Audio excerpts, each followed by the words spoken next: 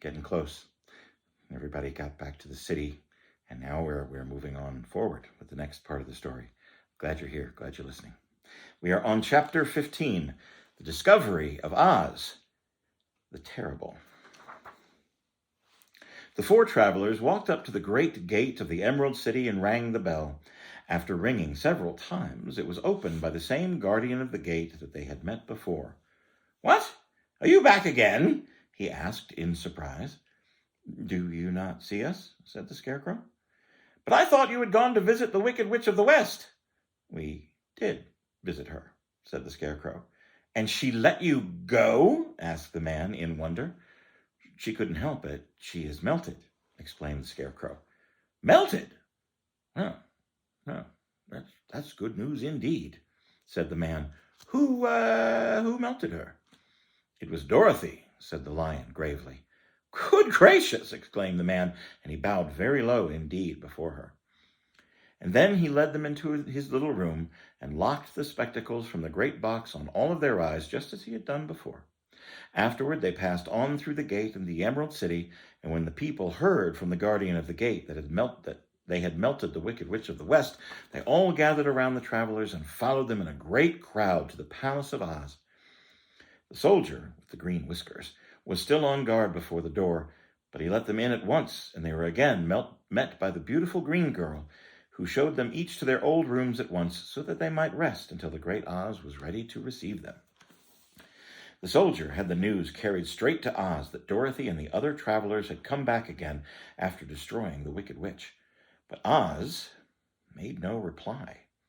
They thought the great wizard would send for them at once, but he did not. They had no word from him the next day, or the next, or the next.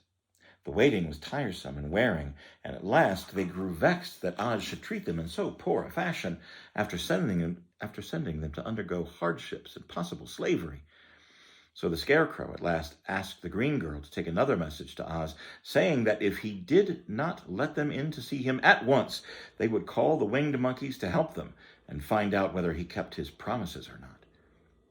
When the wizard was given this message, he was so frightened that he sent the word for them to come to the throne room at 4 minutes after 9 o'clock the next morning. He had once met the winged monkeys in the land of the West, and he did not wish to meet them again. The four travelers passed a sleepless night, each thinking of the gift Oz had promised to bestow upon them. Dorothy fell asleep only once, and then she dreamed she was in Kansas, where Aunt Em was telling her how glad she was to have her little girl home again. Promptly at 9 o'clock the next morning, the green-whiskered soldier came to them, and 4 minutes later they all went into the throne room of the great Oz. Of course, each of them expected to see the wizard in the shape that he had taken before, and all were greatly surprised when they looked about and saw no one at all in the room. They kept close to the door and closer to one another, because the stillness of the vast empty room was more dreadful than any of the forms they had seen Oz take. Presently, they heard a voice, seeming to come from somewhere near the top of the great dome. And it said solemnly, "I am Oz, the great and terrible. Why do you seek me?" They looked again in every part of the room, and then, seeing no one, Dorothy asked, "Where are you?" "I am everywhere," answered the voice, "but to the eyes of the common mortals I am invisible. I will now seat myself upon my throne that you might converse with me." And indeed, the voice seemed to just then come straight from the throne itself, so that when they walked towards it and stood in a row, while Dorothy said, "We have come to claim your promise, O Oz." "What promise?" said Oz. "You promised to send me back to Kansas when the Wicked Witch was destroyed." "And you promised to give me brains," said the Scarecrow. "And you promised to give me a heart," said the Tin Woodman. "And you promised to give me courage," said the Cowardly Lion. "Is the Wicked Witch really destroyed?" asked the voice, and Dorothy thought that it trembled a little bit. "Yes," she answered. "I melted her with a bucket of water." "Oh, dear me," said the voice. "How sudden. Well, come to me tomorrow, because I have to have time to think it over." "I believe you've had plenty of time already," said the Tin Woodman. "We shan't wait a day longer," said the Scarecrow. "You must keep your promises to us," exclaimed Dorothy. The Lion thought it might be as well to frighten the wizard, and so he gave a large, loud roar, which was so fierce and dreadful that Toto jumped away from him in alarm and tipped over the screen that stood in a corner. As it fell with a crash, they all looked that way, and the next moment all of them were filled with wonder.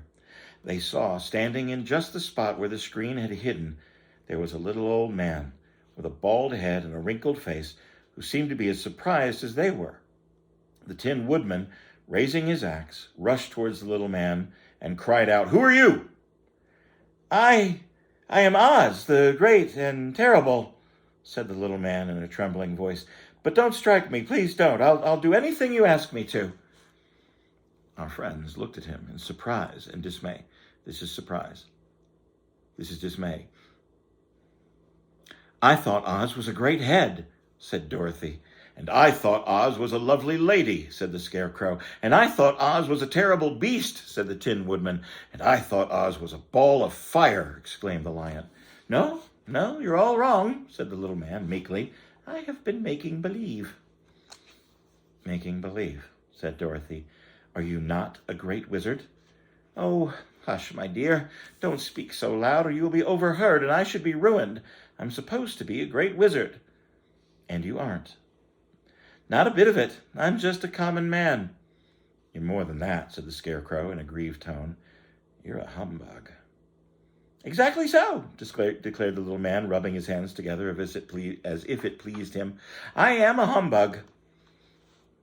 Humbug is a person that lies about themselves, makes themselves look better than they actually are. Yeah, not nice. "This is terrible," said the Tin Woodman. "How will I ever get my heart?" "Or my courage?" asked the Lion. "Or my brains?" wailed the Scarecrow, wiping the tears from his eyes with his coat sleeve. "Oh, my dear friends," asked Oz, "I pray you not to speak of these things. Think of me and the terrible trouble I'm going to be in if I'm found out." "Doesn't anyone else know you're a humbug?" asked Dorothy. "No one knows but you four and myself," replied Oz. "I have fooled everyone for so long that I thought I should never be found out. It was a great mistake that I ever let you into the throne room. Usually I will not even see my subjects, so they believe I am something terrible." "I don't understand," said Dorothy in bewilderment. "How was it that you appeared to me as a great head?" "That was one of my tricks," answered Oz. "Come over this way and I'll tell you all about it." He led them away to a small chamber in the rear of the throne room, and they followed him. He pointed to one corner in which lay a great head made out of many thicknesses of paper and carefully painted face. "I hung this from the ceiling by a wire. I stood behind the screen and pulled a thread to make the eyes move and the mouth open." "And what about the voice?" "Oh, I am a ventriloquist," said the little man, "and I can throw the sound of my voice wherever I wish. So you thought it was coming from the head. And here are the other things I used." He showed the Scarecrow the dress and the mask that he had worn when he seemed to be the lovely lady, and the Tin Woodman saw that his terrible beast was nothing but a lot of skin sewn together to keep their slats out. They had slats in them to keep the sides out. As for the ball of fire, the false wizard had hung that from the ceiling. It was really a ball of cotton, but when oil was poured over it and lit, the ball would burn fiercely. "Really," said the Scarecrow, "you really ought to be ashamed of yourself for being such a humbug." "Oh, I am. I certainly am," said the little man sorrowfully. "But it was the only thing I could do. Sit down, please. There are plenty of chairs. I'll tell you my story." So they sat down and they listened while he told the following tale. "I was born in Omaha." "Well, that isn't very far from Kansas," cried Dorothy. "No, but it's farther from here," he said, shaking his head at her sadly. "When I grew up, I became a ventriloquist, and at that I was very well trained by a great master. I can imitate any kind of bird or beast." And here he mewed like a kitten, so much so that Toto pricked up his ears and started looking around to see where she was. "After a time," continued Oz, "I got tired of that, and so I became a balloonist." "What is that?" asked Dorothy.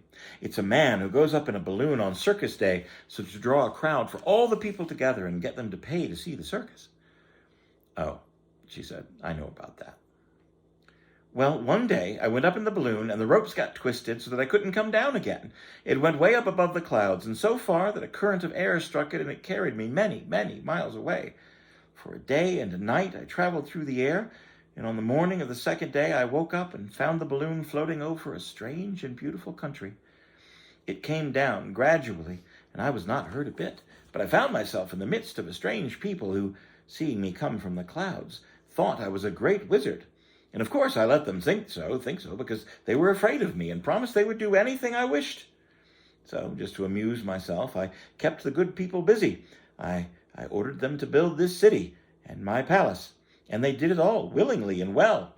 And then I thought, as the country was so green and beautiful, I would call it the Emerald City, and make the name fit better. And to make the name fit better, I put green spectacles on all the people so that everything they saw was green.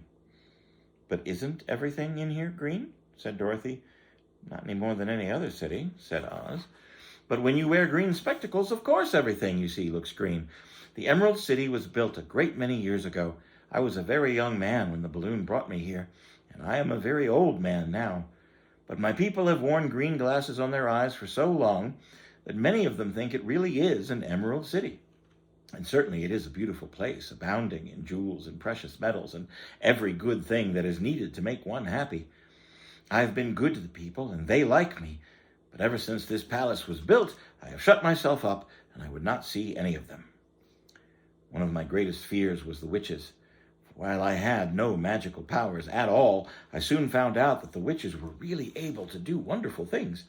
There were 4 of them in this country, and they ruled the people who lived in the north and south and east and west. Fortunately, the witches of the north and south were good, and I knew they would do me no harm. But the witches of the east and the west were terribly wicked, and had they not thought I was more powerful than they themselves, they would have surely destroyed me. As it was, I lived in deadly fear of them for many years, so you can imagine how pleased I was when I heard your house had fallen on the Wicked Witch of the East. And when you came to me, I was willing to promise you anything if you would only do away with the other witch. And now that you've done it, I am ashamed to say I cannot keep any of my promises. I think you're a very bad man, said Dorothy. Oh, no, I'm really a very good man. I'm just a bad wizard. So you can't give me brains? Asked the Scarecrow. You know, you don't need them. You are learning something every day. A baby has brains, but it doesn't know much. Experience is what brings knowledge, and the longer you're on Earth, the more experience you're sure to get. Well, that may be true, said the Scarecrow, but I'll be very unhappy unless you give me some brains. The false wizard looked at him carefully. Well, I'm not much of a magician, as I said, but if you will come to me tomorrow morning, I will stuff your head with brains. I cannot tell you how to use them. You must find that out for yourself. Well, thank you, cried the Scarecrow. I promise to find a way to use them, never fear. What about my courage? Asked the Lion anxiously. You have plenty of courage, I am sure, said Oz.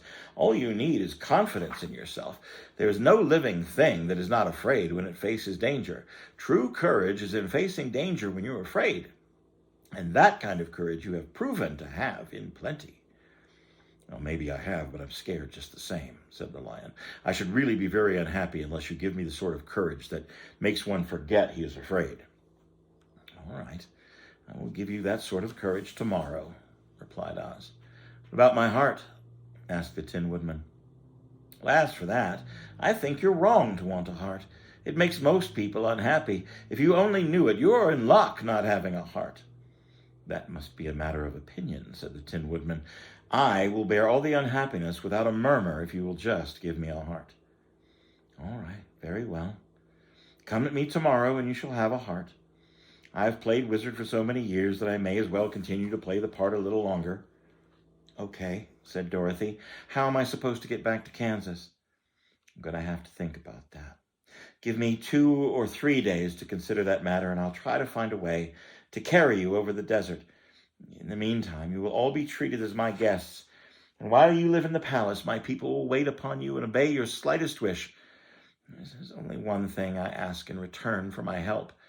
Please keep my secret and tell no one that I'm a humbug. They agreed to say nothing of what they had learned, and they went back to their rooms in high spirits. Even Dorothy had hoped that the great and terrible humbug, as she now called him, would find a way to send her back to Kansas, and if he did, She was willing to forgive him everything.